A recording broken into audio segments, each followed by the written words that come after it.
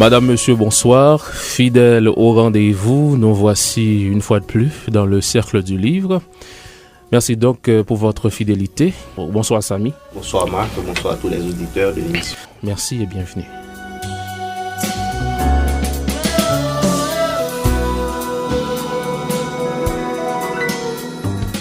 Bonsoir, deux invités cette semaine. En première partie, Michel Acacia, sous la direction de qui est paru Révolte, Subversion et Développement chez Jacques Roumain. Ce livre constitue en fait les actes du colloque international Pensée avec Jacques Roumain aujourd'hui, tenu en novembre et décembre 2007. Et en seconde partie de l'émission Fritz des Hommes, qui vient de rééditer dans les mêmes éditions Université et lutte démocratique en Haïti. D'abord, Révolte, Subversion et Développement chez Jacques Roumain, c'est le titre de la publication des actes du colloque organisé en 2007 par le rectorat de l'Université d'État d'Haïti autour du thème Pensée avec Jacques Roumain aujourd'hui. Réalisé sous la direction du professeur Michel Acacia, cette publication regroupe les différentes communications qui ont été données les 28, 29, 30 novembre 2007 à Port-au-Prince et du 1er au 10 décembre dans quelques villes de province. Il faut aussi rappeler que l'année 2007 avait été décrétée l'année Jacques Roumain. Donc, le rectorat de l'université en avait profité pour lancer un appel à communication pour le colloque. Plusieurs auteurs, chercheurs et journalistes avaient donc répondu à l'appel en y apportant leur contribution.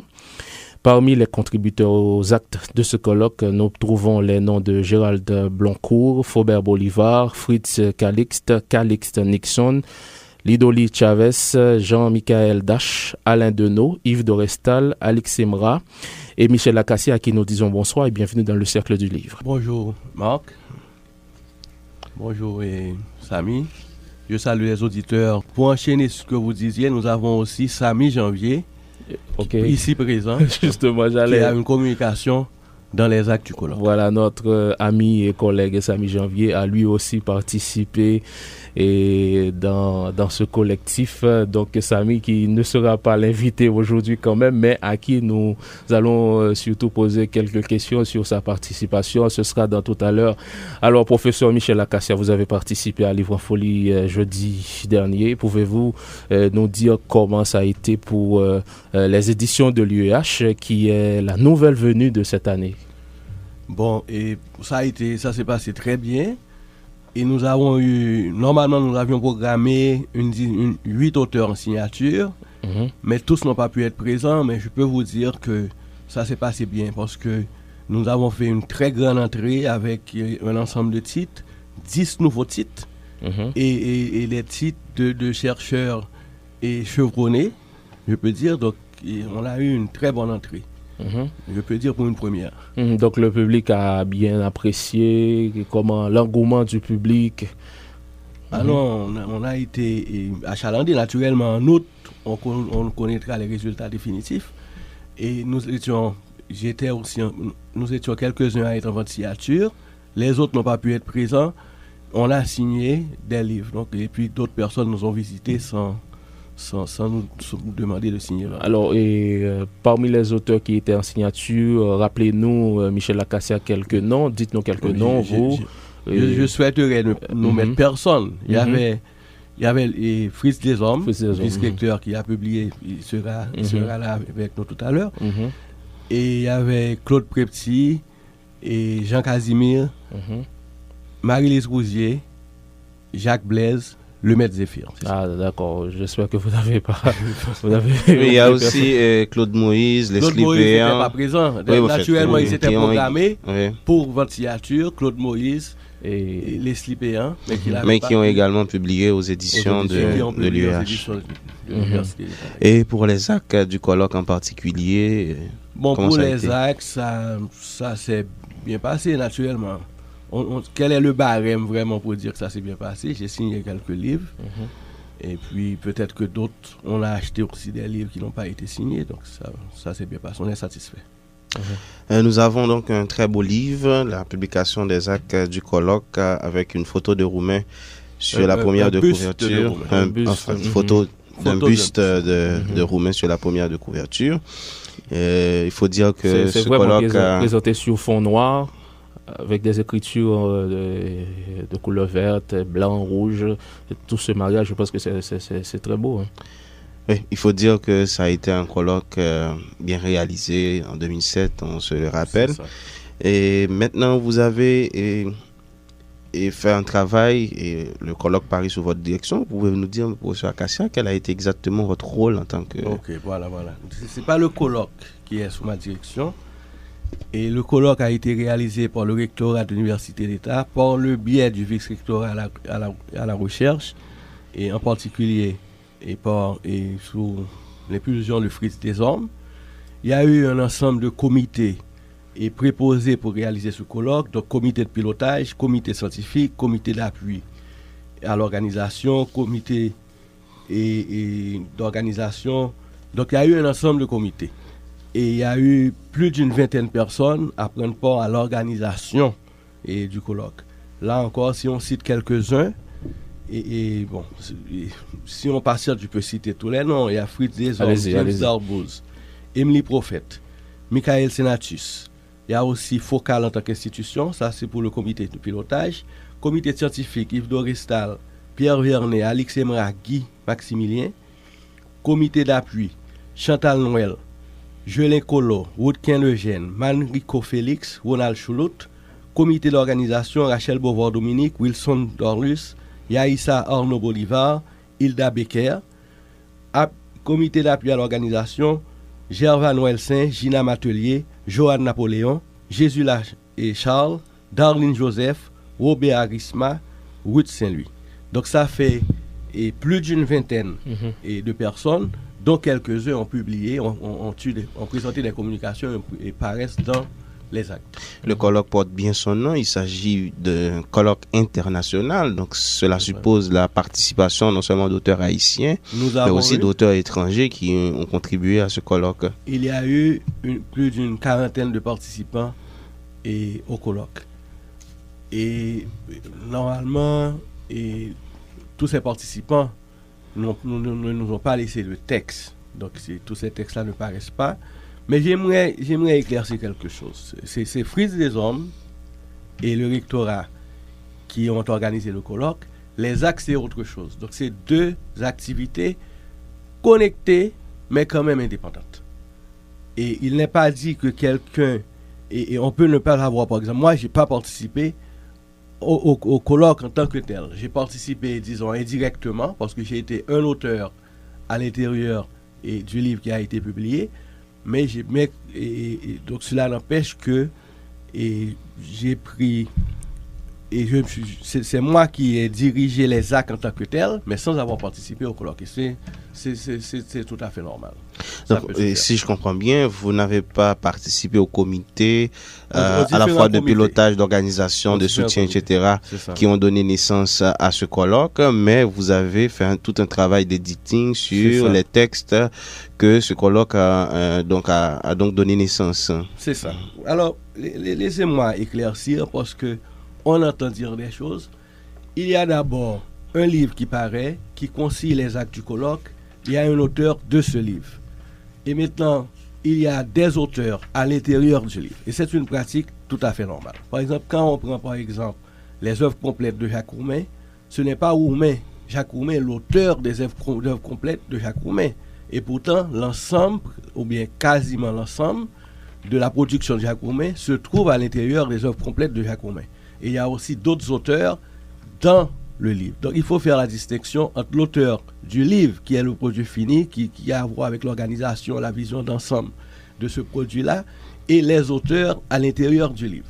On peut être, dans une publication, on peut être l'auteur d'un livrail qui est en quelque sorte collectif, et dans une autre, on peut être un auteur à l'intérieur de cet ouvrage-là. Donc c'est une première clarification. Oui, en fait, continuez. Donc, en quoi consiste votre travail Donc, maintenant, quand on est... L'auteur à l'intérieur de la publication soumet son texte. Et maintenant, l'auteur de la publication, celui qui prépare ou bien qui dirige, ça dépend de la terminologie, ça dépend de la tradition. Et on pourrait dire quasiment auteur de la tradition européenne et éditeur de la tradition américaine. mais de toute manière, c'est lui qui recueille ces différents textes et il fait le travail d'ensemble sur les textes. Par exemple, il y a un ensemble de tâches et que l'auteur, à l'intérieur du texte, ne peut pas accomplir.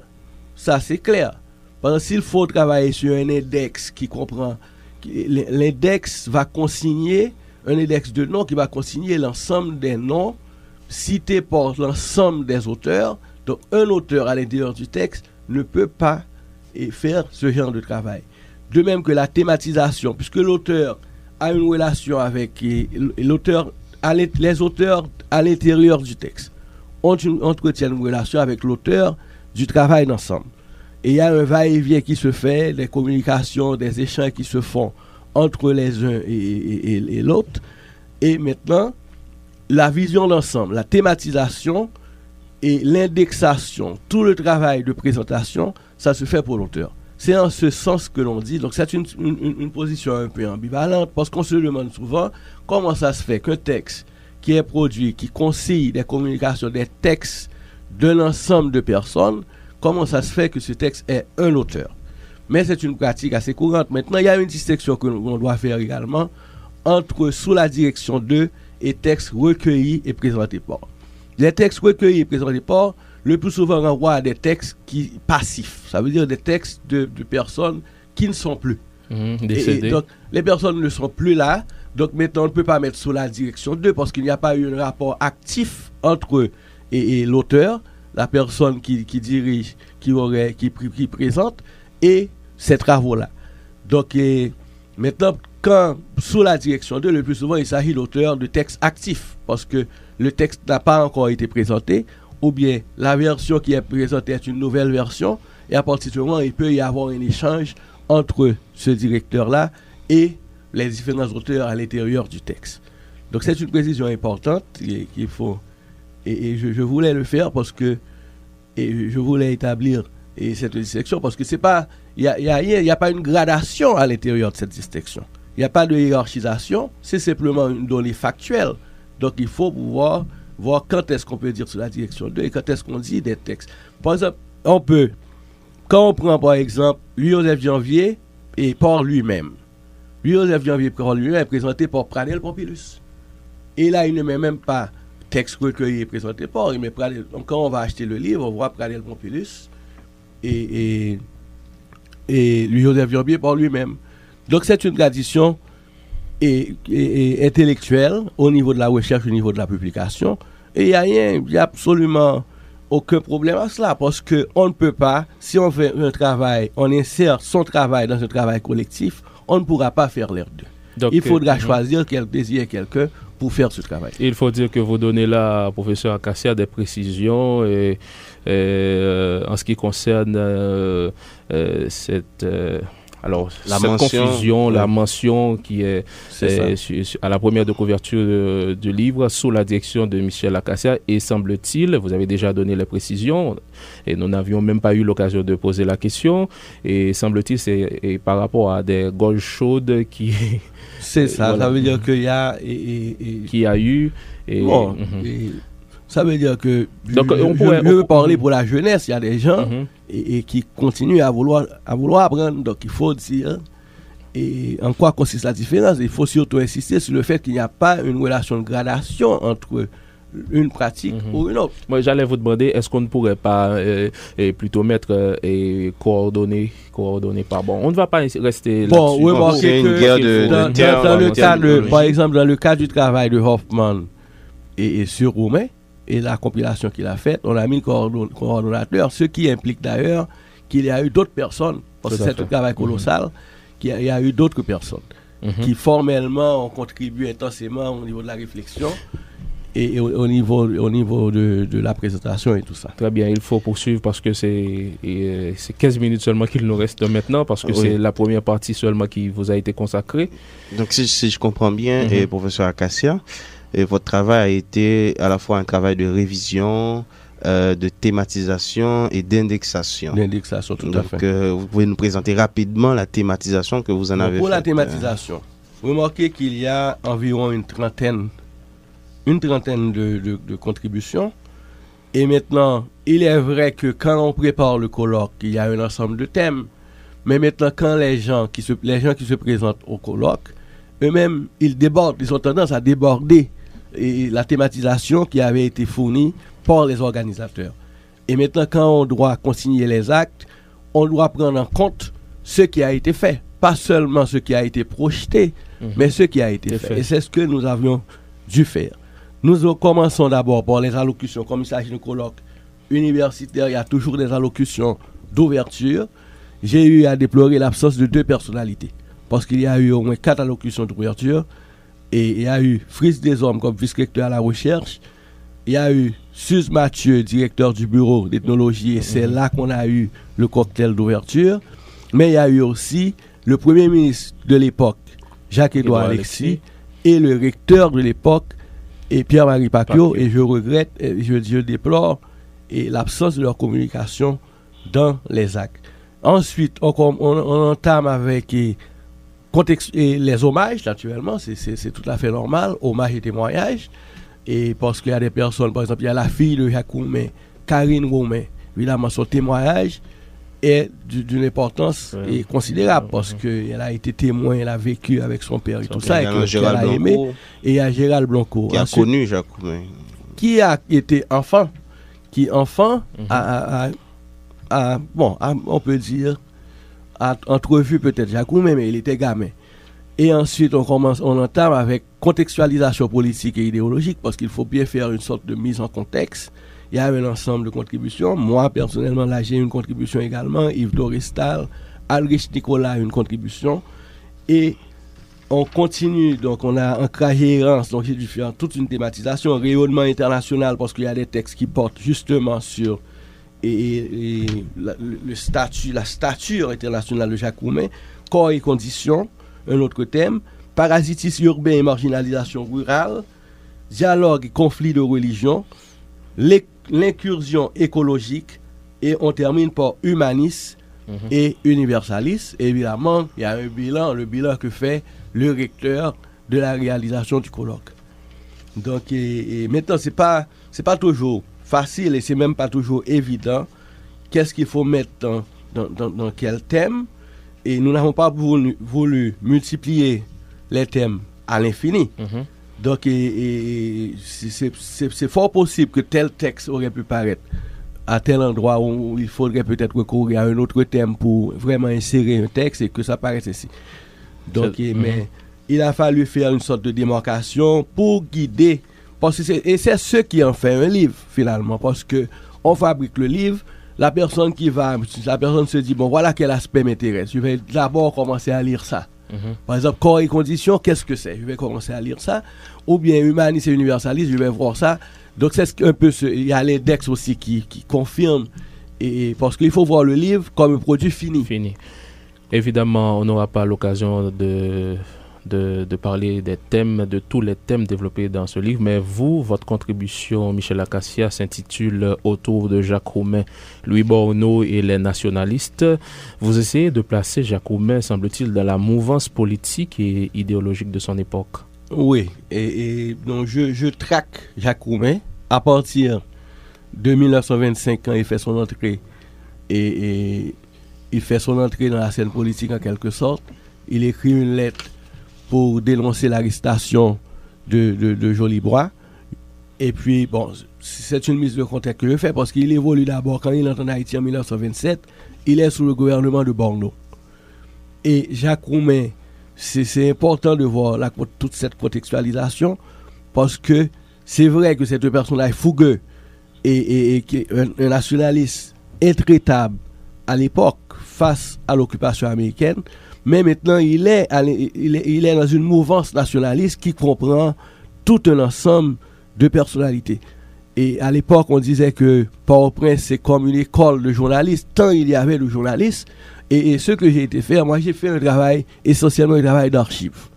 Parce que j'ai tenté de récupérer ce qui a été écrit. Par exemple, Jacques Roumain écrivait dans Le Petit et Partial, mais il y a Le Petit et Partial, il y a Le Pays, il y a Le Temps, il y a un ensemble de journaux de l'époque qui portaient ce discours nationaliste. Et ensuite, il y a aussi, face à tout ça, la répression sous le gouvernement de Borneau et de l'occupation et le gouvernement de Bordeaux. Donc, c'est ce tracé-là que j'ai fait. J'ai pensé que faire ce genre de travail dans le cadre du colloque, d'autant que moi j'allais réaliser les actes, je pensais que c'était mieux au lieu d'entrer dans quelque chose de beaucoup plus, je dirais, qui pourrait se prêter à une idéologie quelconque. Vous avez publié une liste de personnages à l'intérieur de votre texte emprisonnés sous le gouvernement de Louis Borneau. Oui. Pour raison politique. Alors, toujours est-il, professeur Acacia, qu'on vous retrouve dans la restitution historique? Oui, bon, et vous remarquez que la liste est vraiment loin d'être exhaustive. Elle est loin d'être exhaustive. Je n'ai pas mené, parce que pour trouver une liste exhaustive, il faudrait peut-être consulter les journaux, particulièrement, et les tribunaux, là où sont consignés exactement, et peut-être le bulletin, et les arrêts, les décisions de justice. Il faudrait peut-être les consulter pour trouver une liste exhaustive. Mais j'ai pensé que, et j'ai surtout mis la liste, c'est pour voir la position de ces personnalités-là. Par exemple, Karl Bohr a été emprisonné. Et c'est évident pour Georges Petit, parce que Georges Petit était le collaborateur Jacques Roumain, c'était collaborateur. Georges Petit était directeur de Petit et Portial, quand Jacques Roumain, lui, est devenu, après avoir été gérant, est devenu rédacteur en chef de ce journal. Jolibois, c'est quelqu'un qui a fait la prison de façon incessante. On avait même un cachot qu'on appelait le cachot Jolibois. Et Élie Guérin, donc il y a tout un ensemble de personnalités qui ont été emprisonnées. Et j'ai l'impression que c'est une mémoire qui se perd. Et c'est pourquoi j'ai voulu faire cette restitution-là. D'accord. Et professeur Acacia, je voudrais vous poser cette question. Vous avez travaillé sur les actes du colloque, donc vous avez été en contact avec tous les textes. Est-ce que vous avez, à part le vôtre, un texte qui vous a marqué en particulier? Bon, je dois dire que dans les actes, tous les textes ont une certaine stature. Et on va apprendre. Mais voilà ce que je pourrais dire. C'est que après ce livre, il faut donner le nom du livre, Révolte, Subversion et Développement chez Jacques Roumain. Le lecteur devra sortir de l'adéquation minimaliste Jacques Roumain, gouverneur de la Rosée. Et ce n'est rien enlevé à Gouverneur de la Rosée, parce que Gouverneur de la Rosée est un grand livre, un classique de la littérature internationale et de la littérature nationale. Mais à partir de ce livre, il faudra sortir de l'adéquation minimaliste Jacques Roumain, Gouverneur de la Rosée, d'autant que Gouverneur de la Rosée est un ouvrage posthume publié après la mort de Jacques Roumain. Et en restant à cette adéquation minimaliste, on est entré d'enlever à Jacques Roumain ce qu'il a eu à faire. Jacques Roumain était un combattant, un journaliste, un homme politique, un littéraire. Et il a occupé une place très importante sur la scène politique. Il a passé beaucoup de temps en exil et tout ça. Donc, en s'arrêtant seulement à l'adéquation Jacques Roumain, gouverneur de la Rosée, on est en train d'occulter un peu ce travail. Je pense que c'est finalement le produit de ce collectif-là. Tout à fait. Okay. Alors, il faut souligner aussi, chers amis auditeurs, que notre collaborateur Samy Janvier a lui aussi participé... D'un pessimisme tragique. Voilà, d'un pessimisme à un optimisme béat. Alors, la charité bien donnée devrait se commencer par soi-même, n'est-ce pas, Samy? Jusqu'à présent, jusque-là, on te savait animateur, mais on ne savait pas que tu avais cette corde à ton arc, Samy Janvier. Alors, ce que je regrette, c'est que tu ne peux pas être à la fois juge et parti. Voilà pourquoi tu n'auras pas le plaisir de poser des questions sur le texte de ton titre. Alors, le texte d'un pessimisme tragique à un optimisme béat, l'évolution de la pensée littéraire de Jacques Roumain, et tu as toi-même écrit. Et dis-nous, Samy, comment tu as vécu cette expérience? Bon, il faut dire que c'était une expérience extraordinaire de pouvoir présenter un texte parmi les grands, un grand comme professeur Acacia. J'ai pu rencontrer des auteurs que j'ai lus et lorsque j'étais à l'école, non seulement au secondaire mais aussi à l'université. Et bon, et ce que je voulais faire en réalité, c'est que souvent quand on parle d'un auteur, on a l'impression que l'auteur et l'œuvre, une fois achevée, n'a pas eu un début, n'a pas eu un cheminement. Donc j'ai voulu montrer que Jacques Roumain n'est pas né roumain et qu'il l'est devenu. Et au fil de certains événements, à la fois au fil d'une maturation à la fois théorique et pratique aussi au cours de ses expériences personnelles, lorsqu'il a fait la prison, il a eu à apprendre ce qu'il écrivait. Et c'est ce que je voulais montrer, que Jacques Roumain part d'un pessimisme par rapport à la réalité haïtienne, un pessimisme que nous avons lu par exemple à travers La Montagne ensorcelée comme étant tragique. Et il va y avoir un moment de transition dans la vie de Roumain, et il va revenir sur la scène avec une toute autre vision de la réalité haïtienne, notamment la réalité rurale, et comme étant avec une note beaucoup plus optimiste, mais un optimisme si on lit bien le personnage de Manuel de Gouverne de la Rosée, qui selon nous frôle assez bien la béatitude. Très bien, excellent. C'est voilà qui a bien dit, Samy. Donc, je te félicite, Samy, pour ta participation. Vraiment, je suis fier de toi. On revient à Michel Acacia, notre premier invité. Tout de suite après, en deuxième partie de l'émission, on aura le professeur Fritz Deshommes. Alors, le professeur Acacia et Révolte, Subversion et Développement chez Jacques Roumain, c'est disponible en librairie? C'est disponible en librairie. Si vous m'accordez le temps. Allez-y. J'aimerais lire la 4e couverture qui est très brève. Avec plaisir.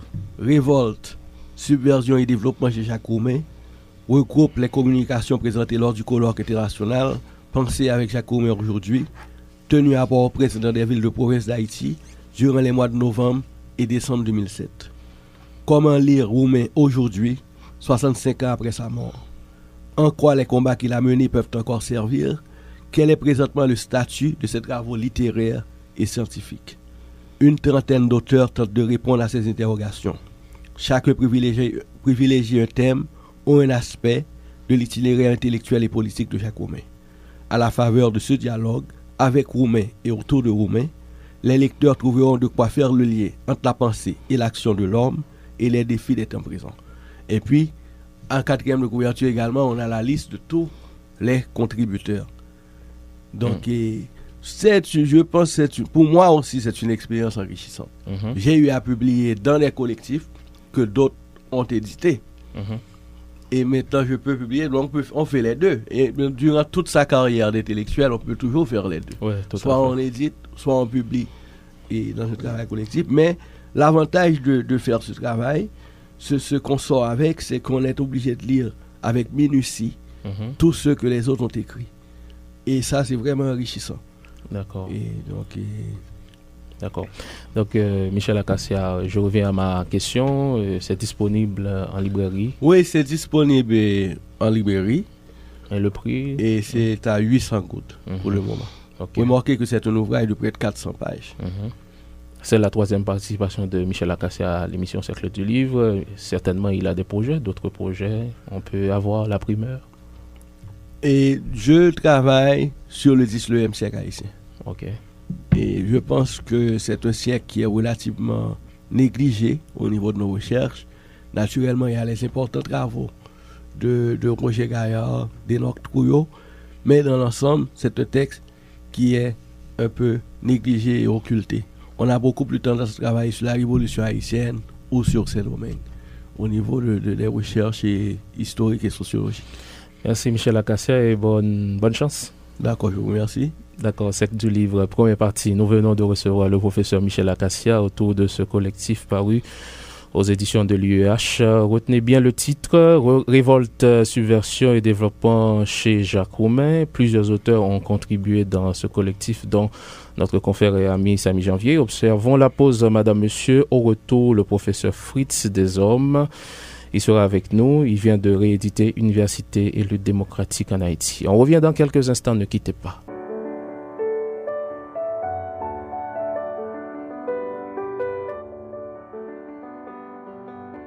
Cercle du livre, seconde partie de l'émission. Le professeur Fritz Deshommes est notre second invité.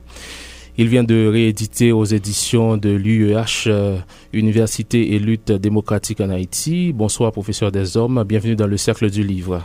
Bonsoir Marc, c'est un plaisir pour moi de participer à cette émission, pour la première fois d'ailleurs. J'en profite pour saluer Samy ainsi que tous les auditeurs du Cercle du Livre. Très bien. Alors, les éditions de l'Université d'État d'Haïti viennent de rééditer Université et lutte démocratique en Haïti, un livre du professeur Fritz Deshommes.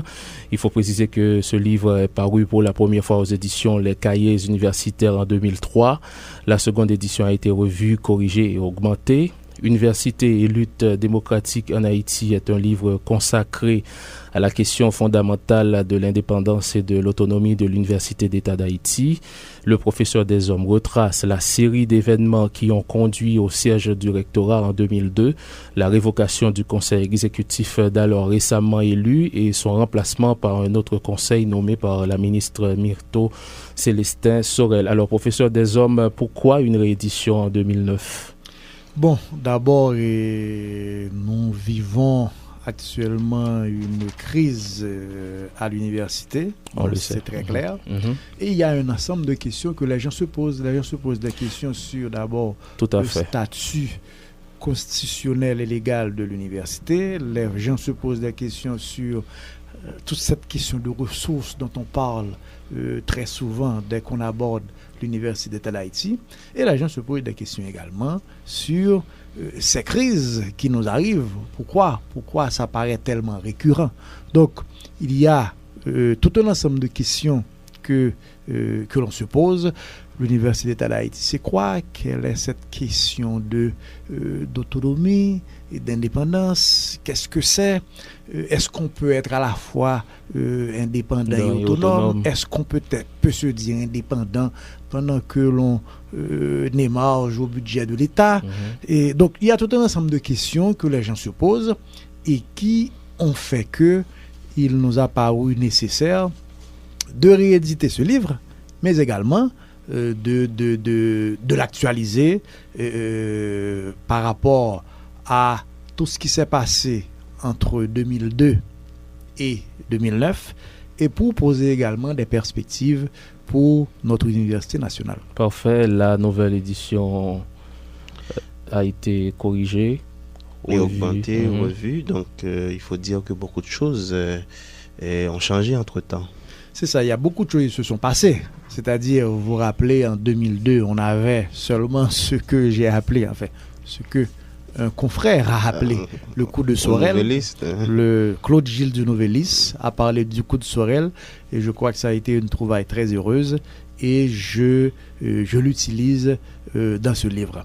Mais depuis, il y a beaucoup de choses qui se sont passées à l'université. Vous vous rappelez le 5 décembre 2003. Oui, le vendredi noir. Le vendredi noir. Et vous vous rappelez la participation très franchement politique de l'université à ce qui s'est passé dans ce pays entre 2003 et 2004. Il y a eu également toute la question des relations de l'université avec l'État, avec le pouvoir. Et puis, il y a tout un chapitre qui est consacré, qui s'appelle l'Université d'État d'Haïti à la croisée des chemins, où nous analysons la question des ressources, la question des ressources financières, la question des ressources humaines, l'état de l'université, si on le compare aux autres universités du monde, pour pointer du doigt de manière très claire cette question de ressources. Et nous avons cru qu'il était nécessaire de mettre l'université d'État comme en tant qu'organe de l'État dans un cadre un petit peu plus macro, regarder comment l'État se traite en général, et c'est ce qui nous a permis d'avoir une vision un petit peu plus large, un petit peu plus percutante. Donc la place de l'université dans l'organisation administrative de l'État, de manière globale. De manière globale, mais également comment l'État a évolué, c'est-à-dire, pour être un petit peu plus clair. Alors, nous nous plaignons souvent de ce que l'université est très mal lotie de ce que l'université, que les ressources qu'on met à notre disposition, non seulement quand on les compare avec les autres universités à travers le monde, on est considéré, on est traité en parent pauvre, mais également ce sont des ressources qui diminuent au fur et à mesure. Donc nous sommes posé la question de savoir non seulement pourquoi, mais également comment les autres organismes d'État évoluent. Et nous nous sommes rendus compte de ce que il s'est agi d'une politique systématique d'affaiblissement de l'État. Et quelle soit l'institution de l'État que vous prenez, quand vous les comparez, je veux dire, d'ici 20 ans en arrière, vous voyez que la politique officielle totale a été de diminuer le rôle de l'État, le poids de l'État. C'est même l'État contre l'État. Et ça nous permet, en voyant les choses de cette façon, ça nous permet de mieux comprendre. Mais ça nous permet également de revenir à ce qui se passe dans le monde maintenant. C'est vrai que cette politique d'affaiblissement de l'État a été une politique mondiale. On a vu ce que ça a donné comme résultat, tant au niveau national qu'au niveau international. Au niveau international, avec les crises que l'on a connues, les crises alimentaires de mars 2008, la crise financière, la crise financière de septembre-octobre 2008, mais qui ont fait que il y a des paradigmes qui changent. Je ne parle pas de cette crise, des émeutes de la faim qu'on a connu en Haïti, qui ont fait même que le président de la République, qui est un grand néolibéral dans ses actions, où il a pu dénoncer les mauvaises politiques qui se sont appliquées, notamment dans le cadre de l'agriculture et dans le cadre alimentaire en général. Alors, professeur Desormes, il est toujours bon de faire un peu d'histoire.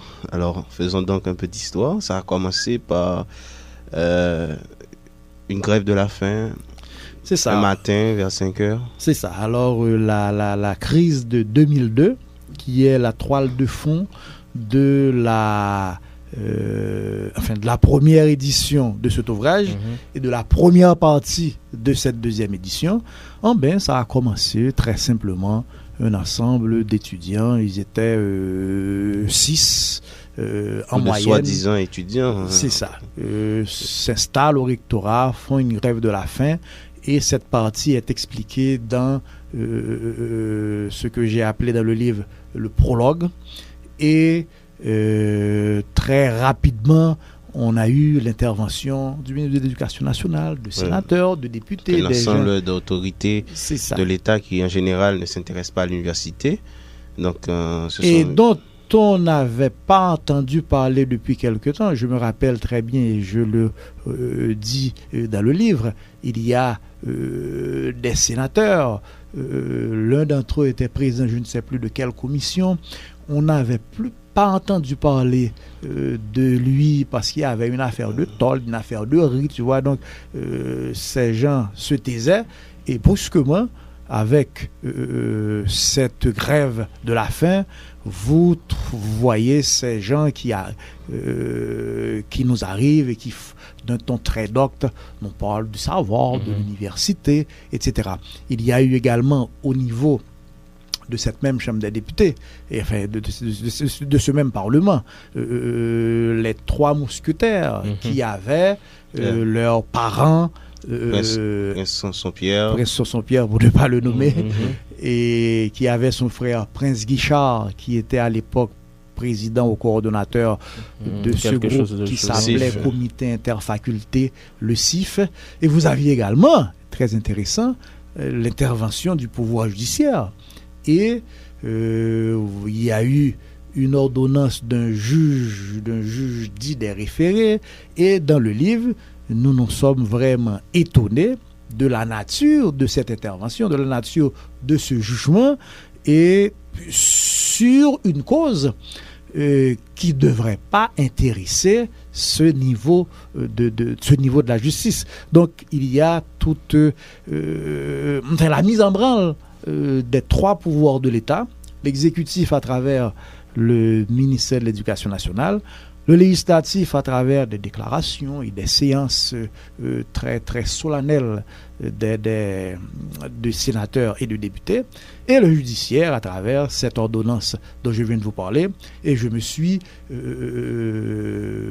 bien ri de cette capacité qu'ont eu les trois pouvoirs de l'État à se mettre ensemble avec une rapidité étonnante pour qui sait la lenteur de la justice, la lenteur de l'appareil d'État. C'était vraiment extrêmement stupéfiant. Et finalement, le débat est né, le débat sur l'indépendance, puisque le ministre, la ministre, disons mieux, de l'éducation de l'époque a eu à parler de l'université en tant qu'une institution placée sous tutelle du ministère de l'Éducation nationale. Effectivement, le débat, ça a été pour nous l'occasion de préciser tout un ensemble de concepts, de notions.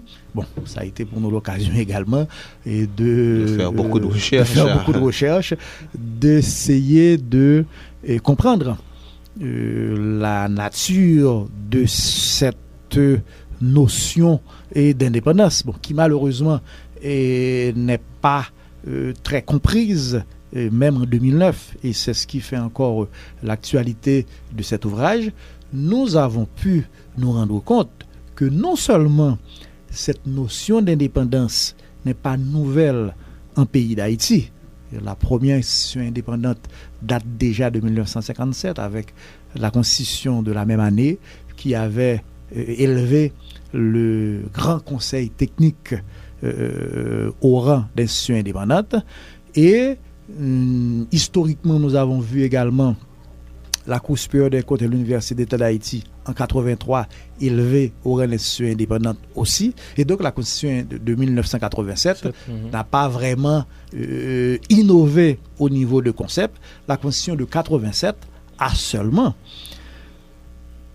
généré une organisation de l'État où, en plus des trois pouvoirs, il y a deux autres piliers qui sont l'institution indépendante prise comme un groupe et également l'institution décentralisée parce que la Constitution fait de la décentralisation le mode de fonctionnement normal de l'État.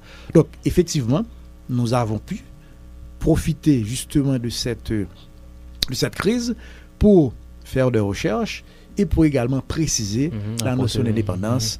Ce que veut dire indépendance, ce que veut dire autonomie, comment peut-on concilier ces deux termes en les appliquant à l'Université d'État d'Haïti.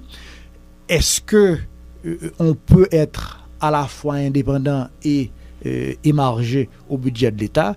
Donc nous avons pu justement clarifier ces notions qui, comme je l'ai déjà dit, demeurent également des notions importantes encore en 2009. Et la fin de ce calvaire pour l'Université d'État d'Haïti n'est pas pour demain. À constater ce qui se passe aujourd'hui. Désormais, on voit vous rééditer ce livre, il faut le dire, dans un contexte de crise au sein de l'UEH. D'autres diront qu'il arrive à point nommé. Comment voyez-vous la crise actuelle? Bon, alors, la crise actuelle, je dirais d'abord une première chose. La réédition de ce livre nous a permis de nous retremper dans la crise de 2002. Or, je ne sais pas si vous vous rappelez que avec la crise à l'école normale, il y a eu beaucoup de références à cette crise de 2002. Il y a même des étudiants de l'école normale qui disaient, il y a des choses qui se faisaient en 2002, alors pourquoi on ne les ferait pas en 2009, etc. D'autant que, dans cette crise de 2002, il y avait toute la communauté universitaire derrière, et puis à leur tête le conseil de l'université. Donc je crois que ça a été également l'occasion de faire la différence entre les deux. Parce que la crise de 2002 a été conduite par les autorités légitimes de l'université dans une perspective très pacifique, avec un grand sens éthique, avec un sens de la vérité, je dirais même extrême. Et on a dû utiliser des méthodes très démocratiques, même si nous étions fermes, même si on est arrivé jusque au chef de l'État et au Premier ministre. On a interpellé tous les pouvoirs de l'État, mais c'était une lutte menée dans une perspective très éthique, très pacifique, très démocratique. Et pour la première fois, on a eu le Conseil de l'Université d'État d'Haïti à réclamer le départ du président d'alors. Alors, ça va être en 2003. Mais en 2002, on a eu, avec cette crise, et ça, s'il faut que historiquement on le dise, c'est la première fois qu'il y a eu une grande manifestation populaire contre le régime Lavalas. C'est-à-dire, auparavant, c'était impossible. Donc ça, c'est une première chose. Une deuxième chose que cette crise de 2002 a générée, c'était la première fois que l'exécutif, dominé par le président Aristide, a dû faire marche arrière sur une décision politique importante. Donc voici, je veux dire, les résultats de cet épisode de 2002. Effectivement, viendra 2003. Et en 2003, il y aura justement le Vendredi Noir. On dit que le pouvoir à l'époque voulait se venger de ce que justement il a dû faire marche arrière sur une mesure. Donc le pouvoir probablement voulait donner à l'université une leçon à travers ses plus hauts dirigeants. Et il y a eu justement ce Vendredi Noir où, vous vous rappelez l'histoire, les genoux du recteur, etc. Et puis, l'université, comme un seul homme, s'est mise debout pour dire que ceci est inacceptable, intolérable, et que pour que vive la nation, il fallait que ce gouvernement parte. Voilà donc les conditions dans lesquelles l'Université d'État d'Haïti a eu à participer à ce vaste mouvement de la période 2003-2004. Oui, mais je voudrais revenir et je veux qu'on revienne à la question de l'actualité. Et donc, vous avez parlé tantôt d'une politique d'affaiblissement de l'État. Et ça se voit aussi au niveau de l'université. Mais la présence du recteur de l'université au sein des commissions présidentielles, d'après vous, ne participerait-elle pas à cette politique d'affaiblissement de l'État? Bon, je pense que les commissions présidentielles en tant que telles sont parce que là, s'il faut faire des commissions pour réfléchir sur les grands problèmes alors du pays, y a les ministères. À quoi sert maintenant seulement il y a les ministères, il y a aussi l'université. À quoi sert l'université? Exactement. Donc est-ce que vous ne vous êtes pas laissé pris au piège quelque part? Et on ne s'est pas laissé prendre au piège. Nous maintenons le cap de ce que nous voulons faire. Bon, bien entendu, comme vous le savez, nous n'avons pas les moyens de le faire. Nous sommes bien conscients que la plupart des tâches de ces commissions présidentielles relèvent de l'université, relèvent des ministères sectoriels, et simplement nous ne voulons pas non plus donner l'impression que nous avons des problèmes avec le pouvoir. C'est-à-dire, au lieu de nous renfermer sur nous-mêmes, mais nous préférons être présents et dire nos vérités. Et c'est peut-être la raison pour laquelle nous avons toutes ces crises, parce que nous sommes une institution plus ou moins particulière. Et vous le dites aussi, vous le posez sous forme de questions. Et dans le livre, est-ce que l'État finalement va pouvoir se réconcilier avec son université? Parce qu'il y a cette éternelle question du rapport de l'université et de l'État. Et aujourd'hui, on voit l'État qui crée des universités publiques parallèles à l'université d'État. Alors justement, il y a cette problématique. Alors, il y a d'abord, ces relations sont des relations extrêmement difficiles, et je dis difficiles pour employer un mot plutôt charmant, parce que si... Moi, je dirais conflictuel. Voilà. Alors, si nous revenons et... Alors, si nous prenons comme exemple la question des ressources. Alors, dans le livre, il y a tout un ensemble de tableaux qui montrent de manière très claire comment nous sommes traités en parents pauvres comme université. Pour vous donner un exemple, si nous faisons le rapport entre le budget total de l'État et le budget que l'État attribue à l'enseignement supérieur, dans tous les pays, avec des hauts et des bas, la moyenne est de 3,2%. C'est-à-dire la moyenne mondiale du pourcentage du budget de l'État alloué à l'enseignement supérieur est de 3,2%. Alors, vous savez combien elle est en 2009 à l'Université d'État? 0,54%.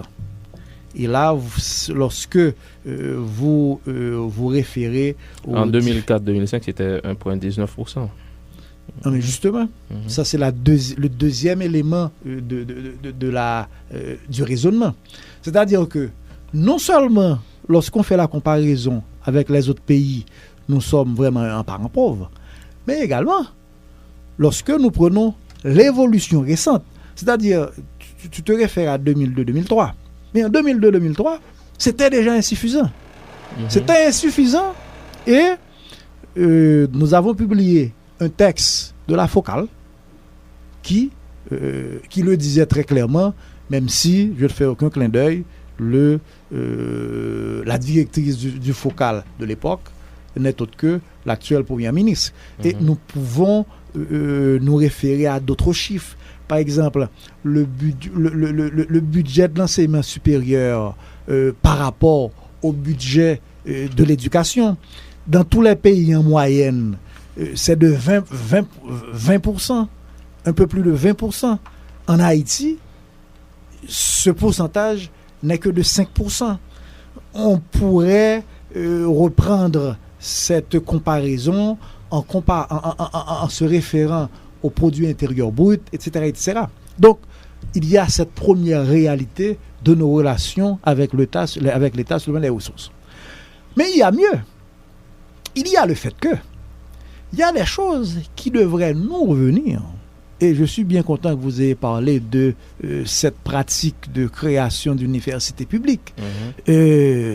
Alors, on n'allait pas passer ça sous silence. Quand au lieu, justement, de remplir cette obligation simplement constitutionnelle, parce que la Constitution exige à l'État de financer correctement l'université d'État.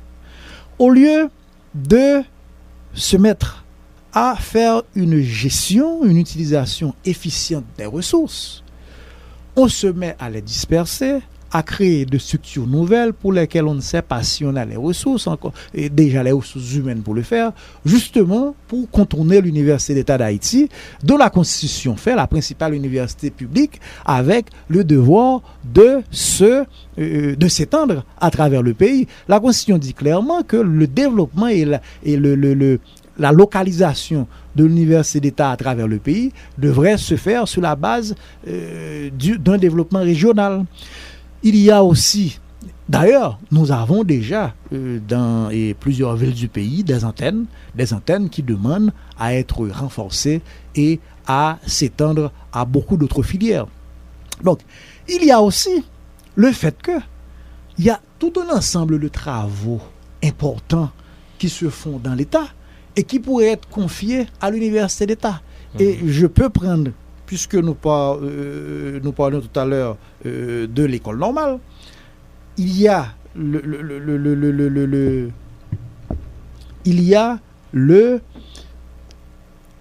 la réforme de l'éducation, qui est un programme qui peut-être le seul qui a été accepté par tous les ministres qui accèdent à l'éducation nationale. Alors, il y a tout un ensemble de travaux pédagogiques, de travaux didactiques, de travaux de production de manuels qui pourraient être faits et qui entrent dans le champ normal de l'école normale supérieure.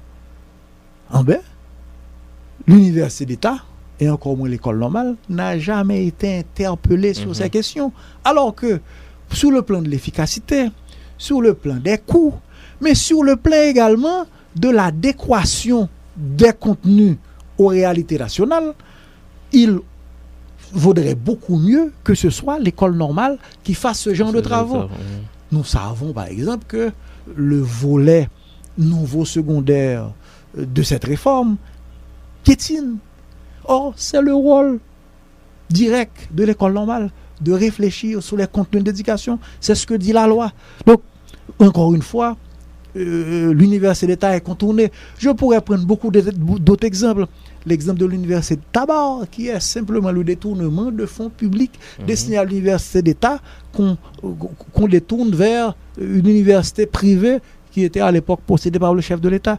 Je pourrais vous prendre d'autres exemples pour dire que non seulement ces relations avec que nous sommes traités en parents pauvres, mais des fois nous avons l'impression d'être traités comme des adversaires. On a peur de l'université d'État. Et c'est dans cette perspective que je parle de la nécessité pour l'État de se réconcilier avec son université.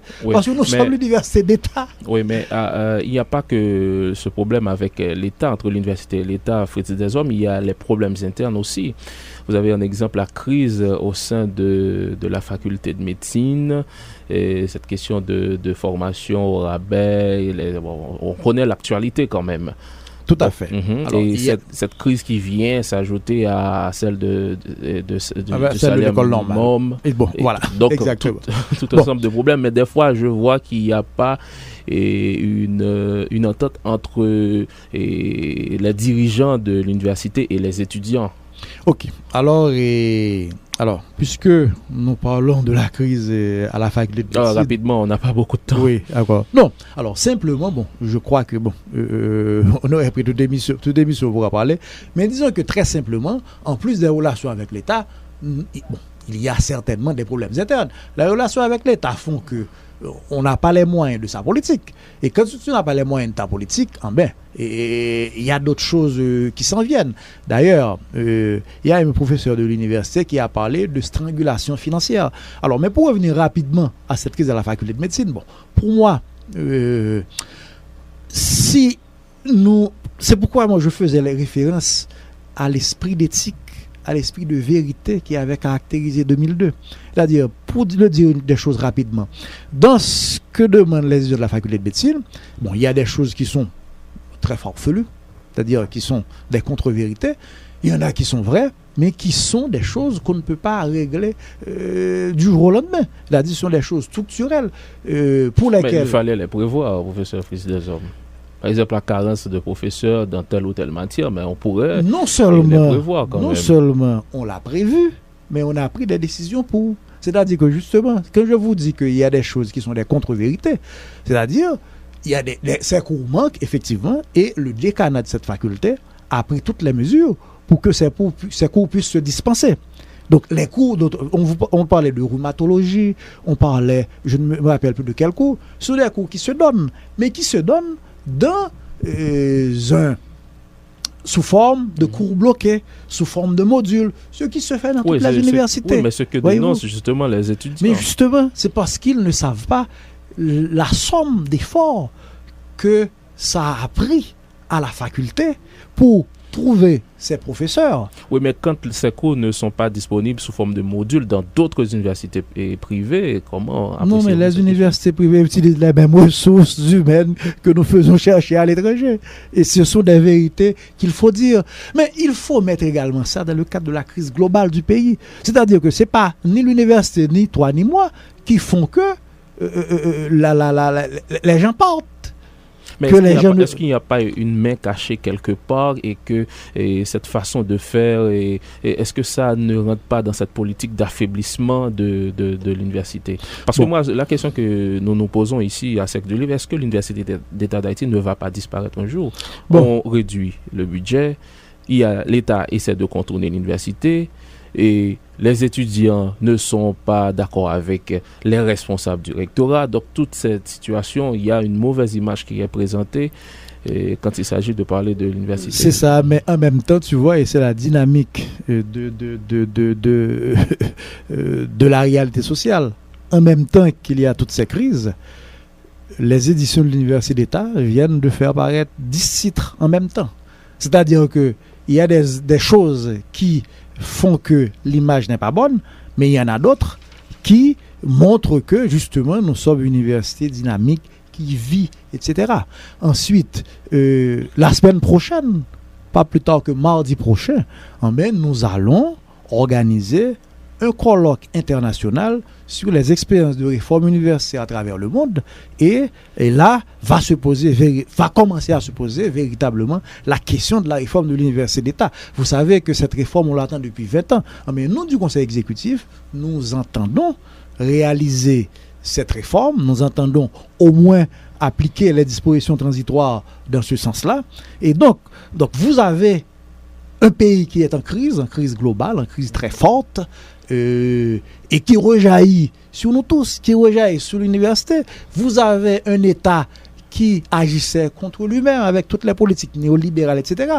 Mais moi, je conclus le livre avec un grand optimisme, parce que justement les paradigmes sont en train de changer. Vous savez, vous avez à travers le monde des dirigeants qui renient ce qu'ils disaient il y a 2 ans. Un type comme Sarkozy, qui, lorsqu'il arrivait au pouvoir, montrait beaucoup de sympathie pour le modèle américain. Mais c'est Sarkozy qui maintenant parle de l'État entrepreneur. Aux États-Unis même, le déficit budgétaire prévu par l'administration Obama avoisine 12% du PIB, alors que dans le temps 3% c'était déjà trop. Donc ça veut dire que il y a un ensemble de paradigmes qui changent. Même au niveau de l'université, vous savez que la Banque mondiale, l'AID, disait que Fritz Deshomme, le temps nous fait la guerre, on a l'habitude de dire. Université et lutte démocratique en Haïti, paru pour une seconde fois aux éditions de l'Université d'État d'Haïti, se vend dans les librairies. Ça se vend dans les librairies à 750 gourdes. Et je voulais terminer ma phrase pour dire simplement que, au contraire des perspectives pessimistes, moi je suis très optimiste et je pense que il y a une dynamique qui fait que l'université non seulement va vivre, mais va se développer et va se rapprocher de plus en plus de la population, de la société, pour le développement de la nation. Quoi que ça soit la seule note positive vraiment qui arrive, qui vient redorer un petit peu, ça a mis l'image de cette université. Merci professeur Fritz Deshomme. Merci à vous, c'est un plaisir de participer à cette émission que j'écoute religieusement. Ah, ça nous fait plaisir.